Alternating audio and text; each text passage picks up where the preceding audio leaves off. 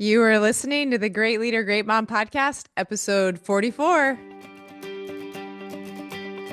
I'm your host, Liz Jolly, founder of the School of Courage. I'm an engineer turned life coach because I saw the need for more courage in my own life as a mom and wanting to be a great leader. I use the skills we cover every day in my own life, and I am so passionate about teaching them to you so you can unlock your own potential. I've been hearing from people about their frustration and their anger with the changes when it comes to DE&I. And so I wanted to break this down clearly so we can all find our way back to love and peace and not contribute to the problem. And so, first, let's start with breaking down some of the thoughts that are coming up when people hear of the changes related to DE&I. And this could be on like the United States type scale. It could be in the company you work for. It could be the words people say in relation to this. And really, it could be any topic where there's polarity on both sides. But so let's break this down. If the circumstance, which is the fact that everyone would agree on, is people's ideas about DE&I, and their thought is, well, they're just full of hate, right? Like they're thinking that about the other side, then thinking that they're full of hate creates judgment for us thinking it. And maybe it's fear or resentment or anger, but from those emotions, like especially from the feeling of judgment, we take the action of we're criticizing this other side. We're talking about how wrong they are. We're not going and asking questions and learning more about where they're coming from. We are not full of love. We are full of judgment. And we become full of hate for them. And so we've become what we criticize them for. So, another example of a thought that comes up when people talk about other people's ideas on DEI is, well, they just don't get it. Okay, so if you're thinking they just don't get it, then the result you get is you just don't get them.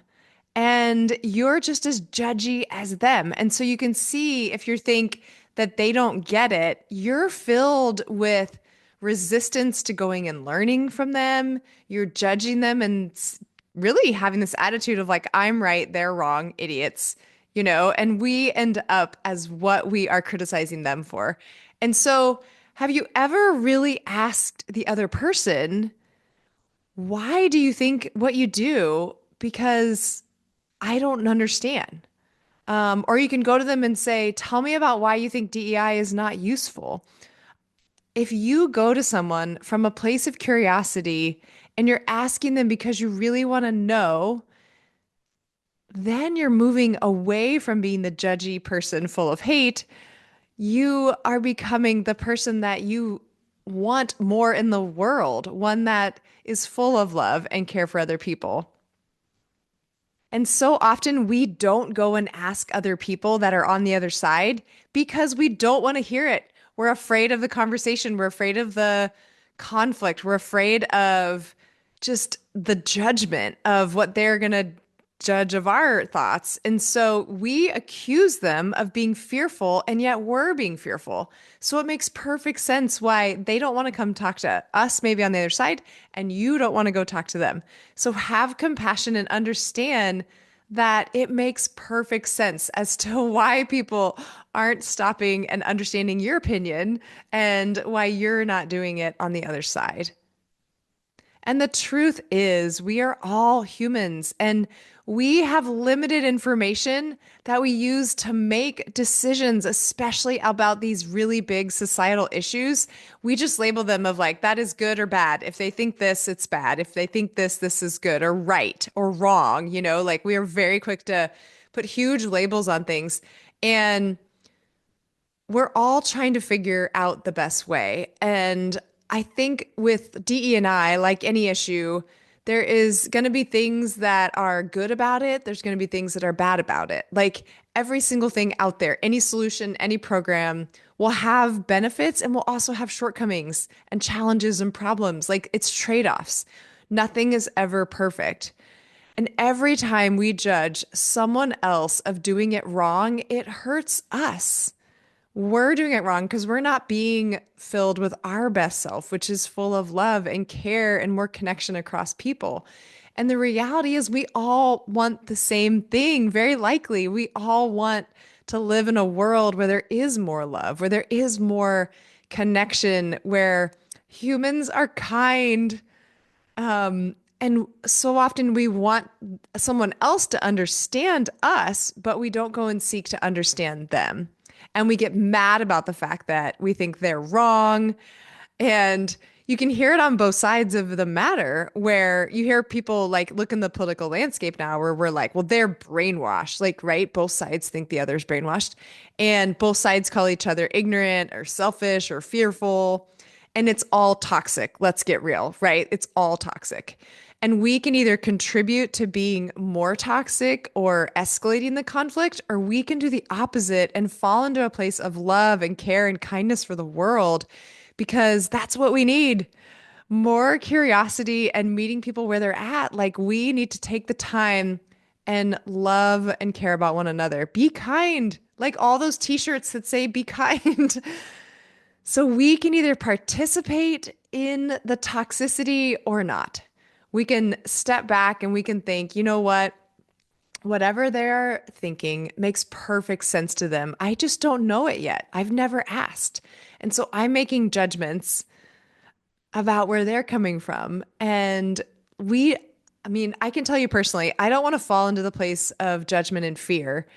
And it's so hard in the world we live in today because we're surrounded by just the polarization of things. We live in a world like where the media, social, and just like the news is full of these polarizing views, and it makes it hard because it silos us into these echo chambers. But it's on us to seek both sides of perspectives to understand where the other side is coming from and do it in a way that's thoughtful. Like, don't just jump into the extremities because I mean, wow, that could really take you down. But thoughtfully choose other sides and other people that you care about to connect with and understand where are they coming from.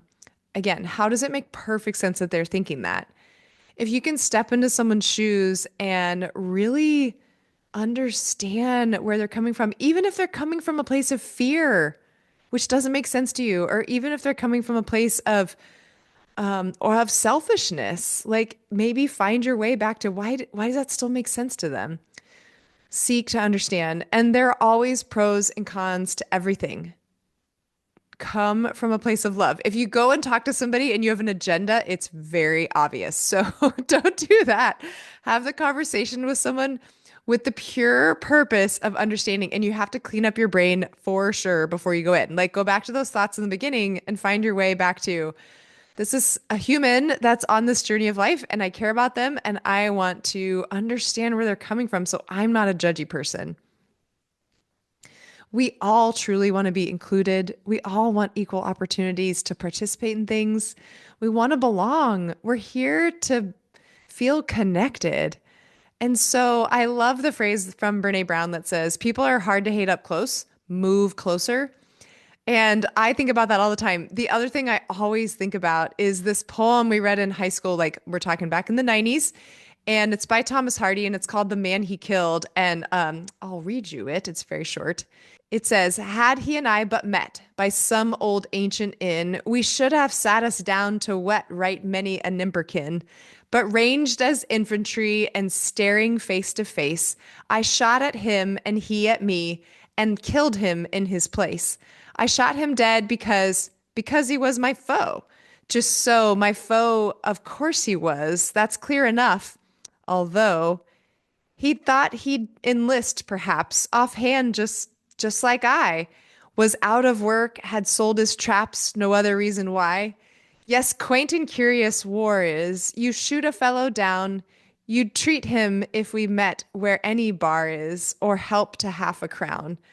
And in general, what it is saying is in this war where they were in, probably coming from the same place of no work, you join the military and you shoot at people who are labeled as your enemy on the other side. And he shot this man dead. But had they met in the bar, like they would have had a drink and talked and laughed and had a merry time. And So often we find ourselves in this war against people on quote unquote the other side, and we've labeled someone as the enemy. And yet, had we sat down with them and we found out that maybe their mom is sick like ours, or their child is struggling in school like ours, or that they're just on this human journey, and we would be filled with compassion because people are hard to hate up close. So find your way back in this journey of life when you see other people and you find yourself judging them to think, how are they just like me? Like they're struggling in life or they have something going on, and how are we connected? Because deep down, we're all humans.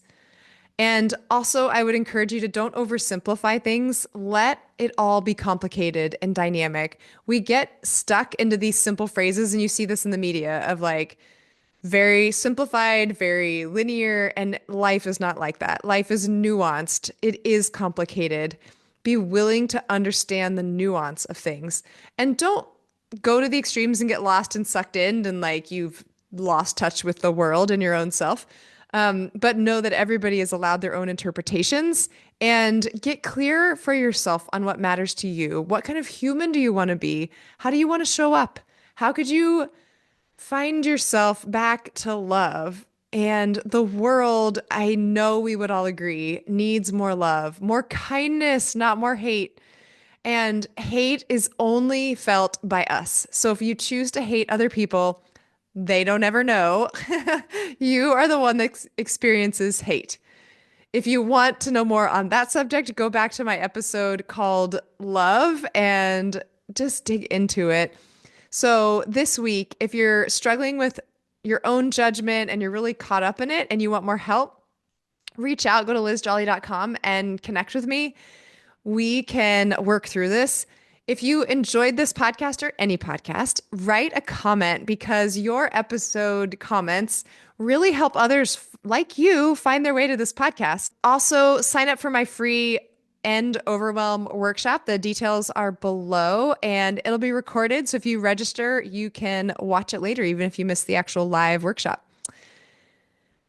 Have an amazing week. I think about you all so much, and may you just be filled with kindness and love this week. See you next time.